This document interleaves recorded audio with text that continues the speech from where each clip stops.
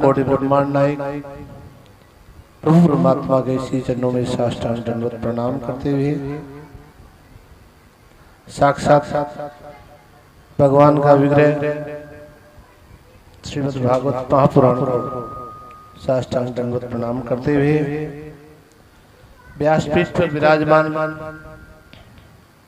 सुखदेव स्वरूप के चरणों में साष्टांग दंडवत प्रणाम करते हुए आप सब हरि भक्त यथा योग्य सबको मेरा राम जी राम। आप और हम सब बड़ी धन्य एवं सौभाग्यशाली हैं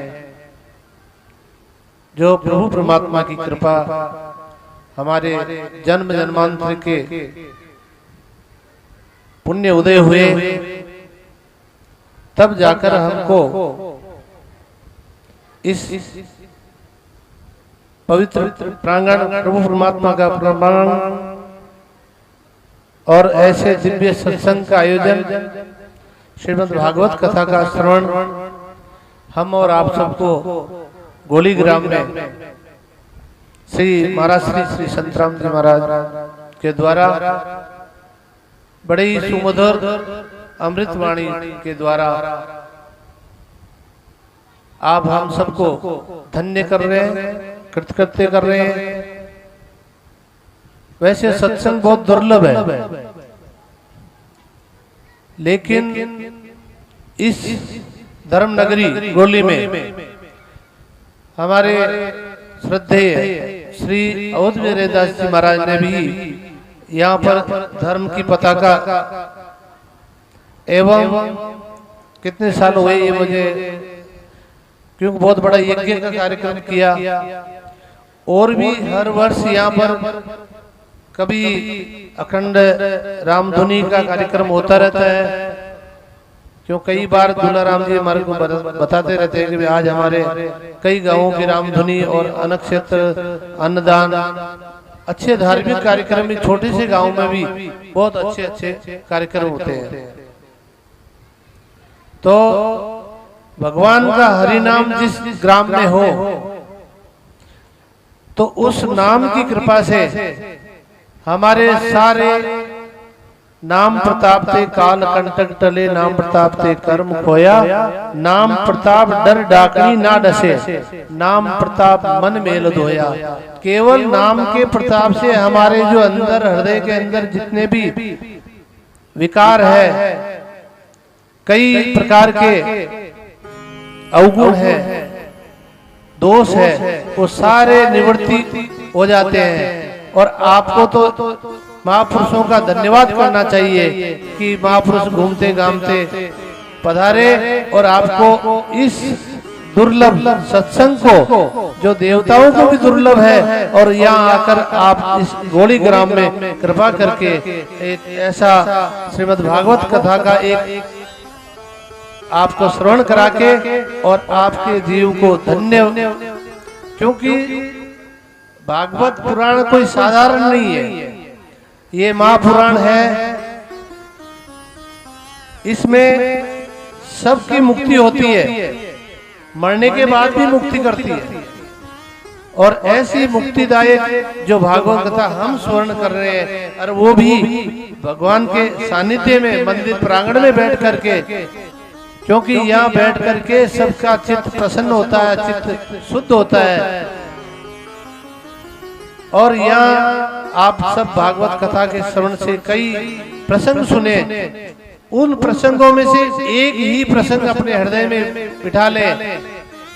कि मैं हूँ श्री भगवान का, मेरे श्री भगवान, अनुभव ये करते रहो तज ममता और अभिमान।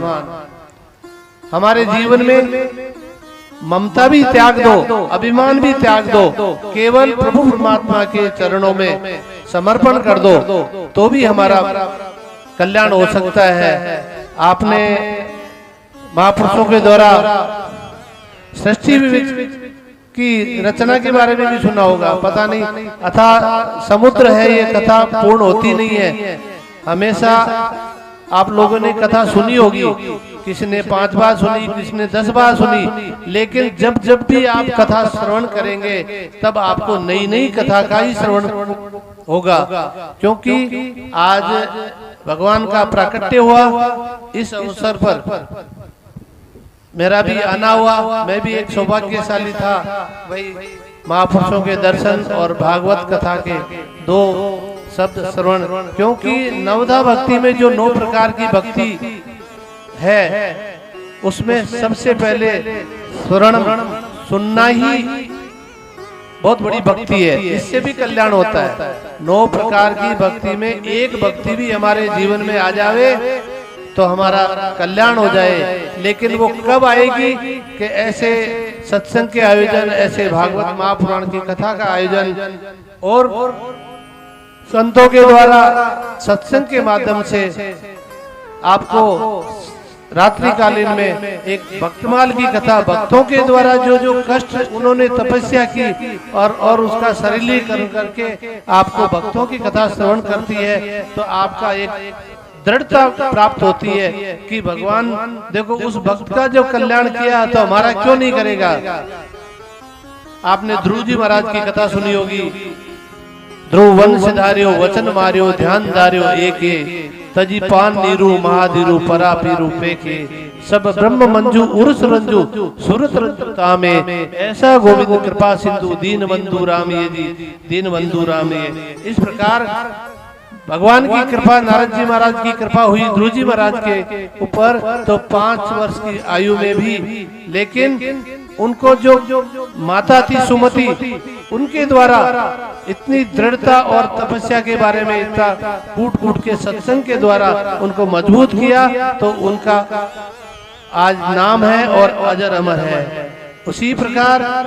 कई भक्तों का आपको वर्णन शाम को भक्तमाल में राजा राम जी ने कई अलग अलग भक्तों की कथा आपको श्रवण कराने को मिली है।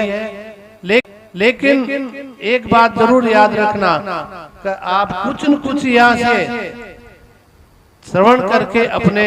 आपको एक संकल्प करके कि मुझे आज यहाँ गोलीग्राम में भागवत कथा का श्रवण किया, भक्तमाल का कथा किया, सुना, और इधर